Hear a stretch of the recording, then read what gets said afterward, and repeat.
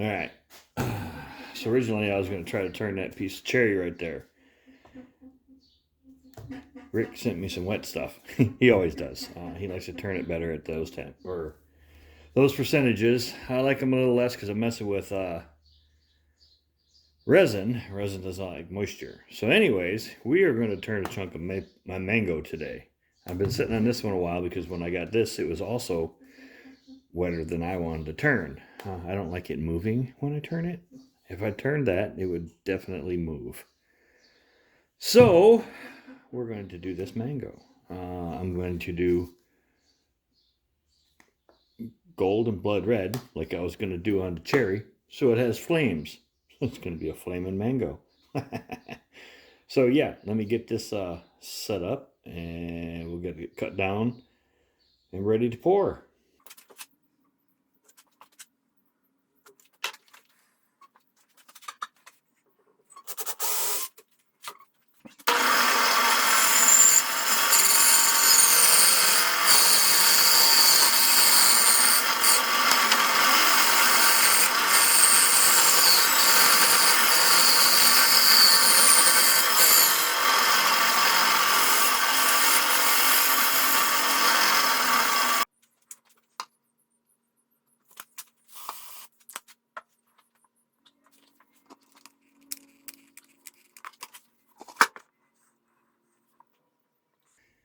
All right, so the last of my old resin hardener.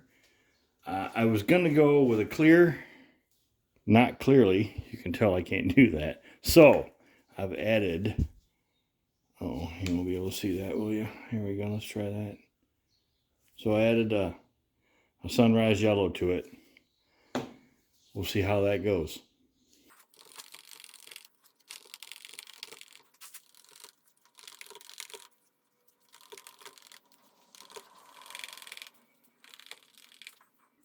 I've now also switched out my gold for antique gold. That way it's a little orange, a little more orange than yellow, since I added the sunrise yellow.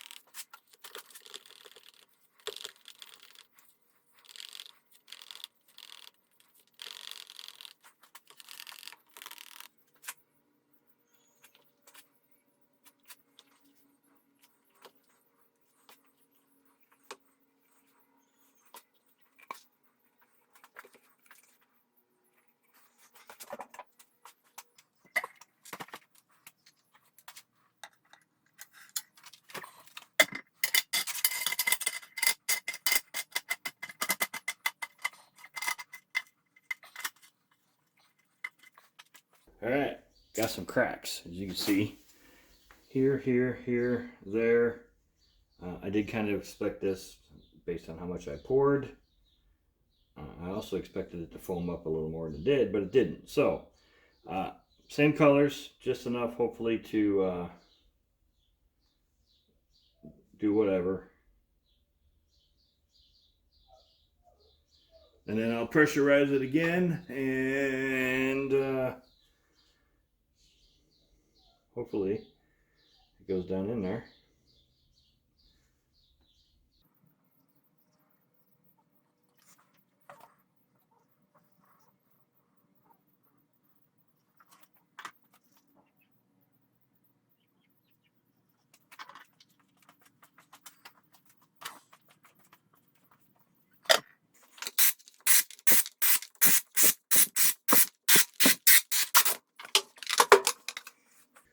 So when you pull the stuff out of the pressure pot, you get these razor sharp edges on here.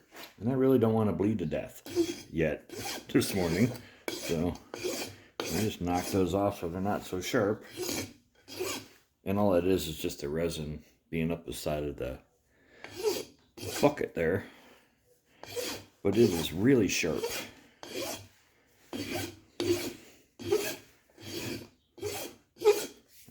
that's all I want to do, just so it doesn't get me.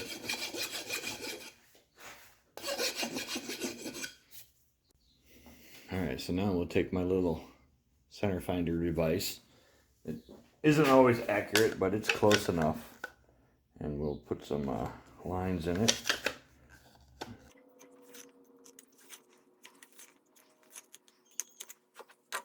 And then we'll transfer those lines across.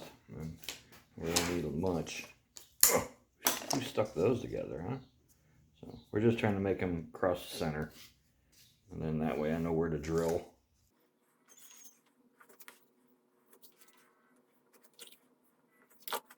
So most lines intersect right there, so that's where I'm going to put my hole. Should be able to get into the chunk of wood that's in there. So I am just going to drill a 3/8 hole and use a worm screw.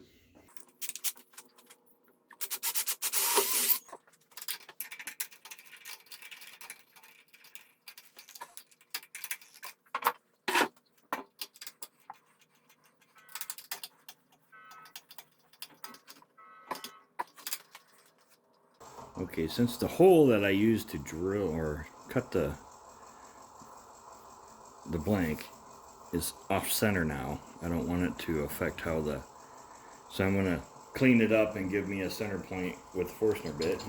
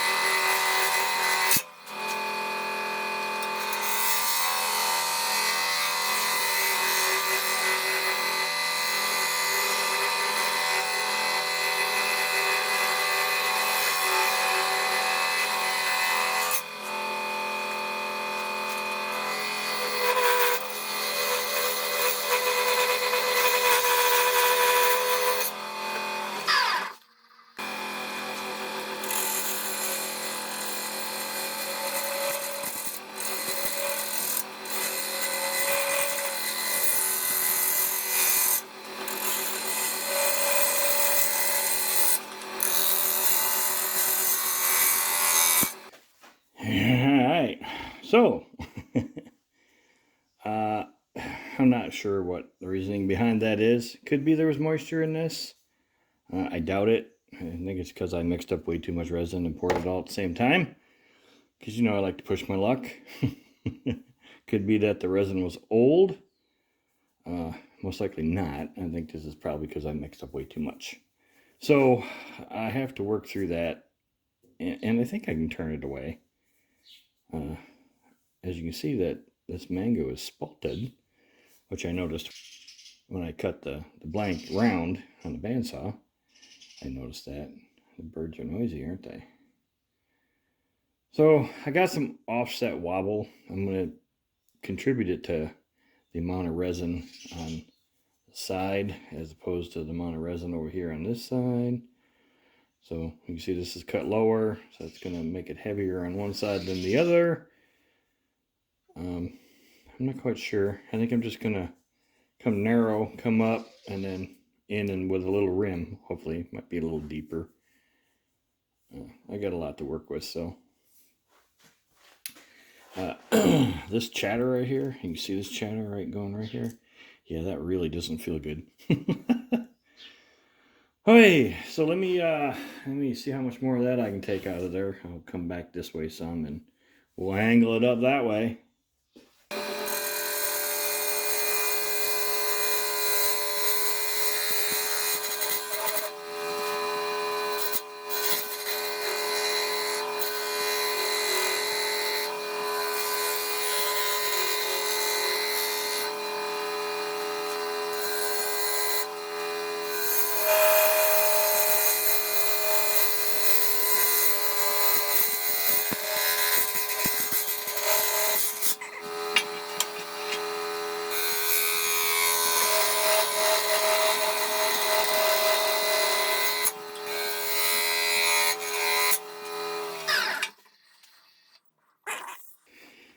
Alright.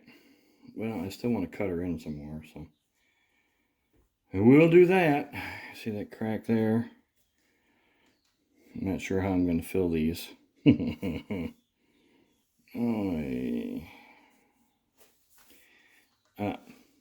On a plus side, this stuff turns really nice.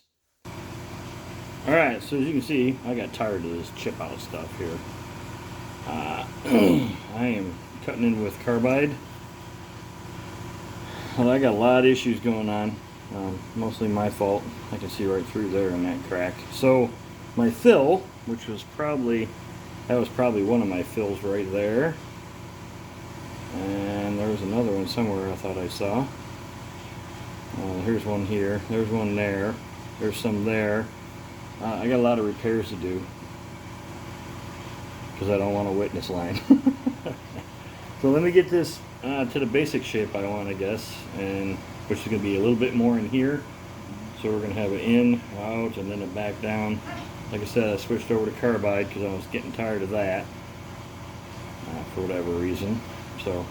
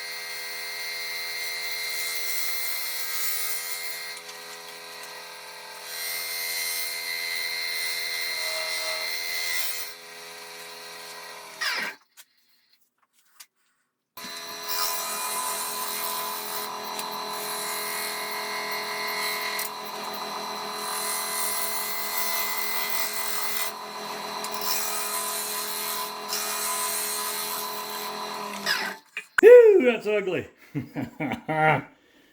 Okay. Oh, hit my head. Stupid lights. I'm going to go ahead and say that's the moisture that may have been in here. The cracks are me over pouring. Exothermic cracks are. I wanted to get rid of this, but I think since I'm going to be pouring some more resin, I am not going to bother with it. So I think I'm just going to cut up some totally boat buckets and just kind of wrap it around here. I try to connect all these holes the best I can, or at least allow it to fill in, because there is so much in here. In here, you see all the, yeah, that's because Dummy poured it way too much resin at one time. I suppose it could have something to do with it being old resin also, but like, I mean, look at this. Those look like bubbles. The only reason we'd have bubbles in there is if we had steam or moisture trapped in it when it got hot, which would be my assumption. You know, is what it is. I know better and I still do it. So let me get this all hot glued together and all that. Probably put this in the pressure pot because I want to force as much into those cracks as possible so I don't have to try to do this on the inside also. Alright, so sorry I didn't show you that nightmare. But I will let you know that some dummy forgot to left room to pour the resin in and for it to come back out.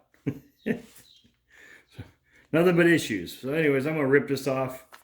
Well, hopefully that filled everything I needed to fill. And we won't have to do this again. So, hopefully, anyways. Hopefully I can get this to come off of here. Look at that. No problem. No. It won't come off there.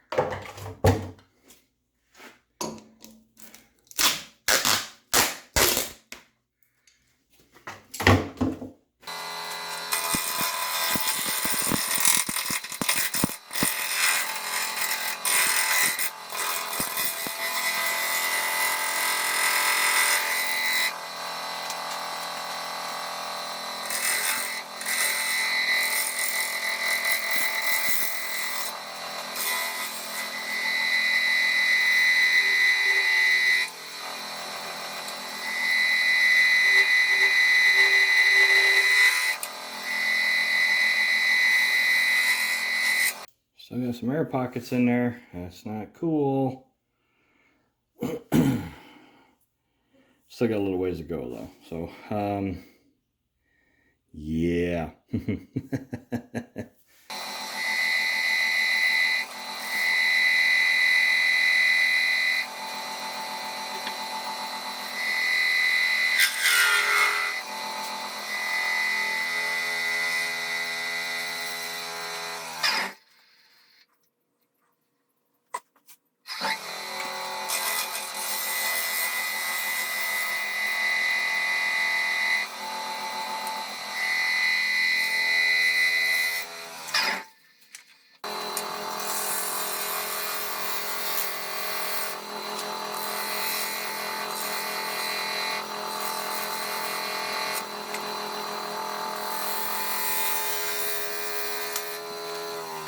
Something hit me right in my face shield. I have no idea what it was. Yeah. Alright, so this is looking like, I don't know. I think maybe the resin was a bit too old, because there's a lot of stuff in there I don't care for. I think I might just put a resin coat on this to fill those. I can see them. I can feel some of them. I don't know what hit me. Something hit me. Let me smooth this out a little bit better. It's kind of cool looking there though. I don't know, these look like solar flares off the sun, don't they? Might give it a different name. I'm not sure what I want to call it now. So let me get rid of that, and we'll go from there. Yeah, sure. Okay. Yeah.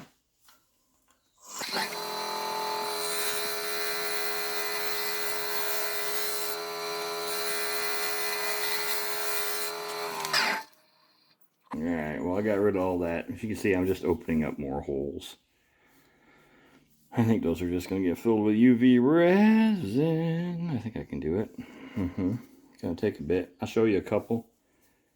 And that's about it, because it's going to take me a minute to fill them all. Then hopefully the rest will fill in with a resin coat. And I'll use an art resin, so it's a little more runny, I guess, if that's what we're going to call it.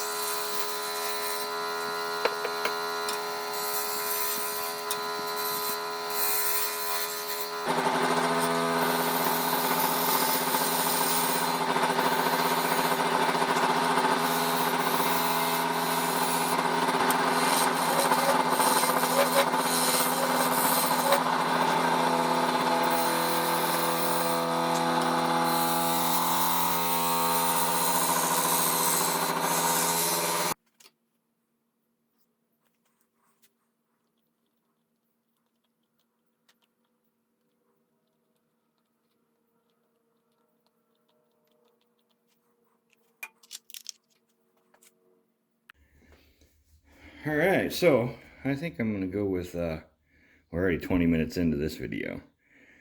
And I haven't even sanded it yet. Sure, I could speed it up. But I'm pretty sure I'm going to have some issues on the other side. And you know what? I think we'll just cover them. So, since I am out of little sandy discs at 80 grit, I have a sandy paper and a sponge so I don't burn my fingers. And I think I'll end this video right here with me sanding this. And we'll finish the rest of it next week.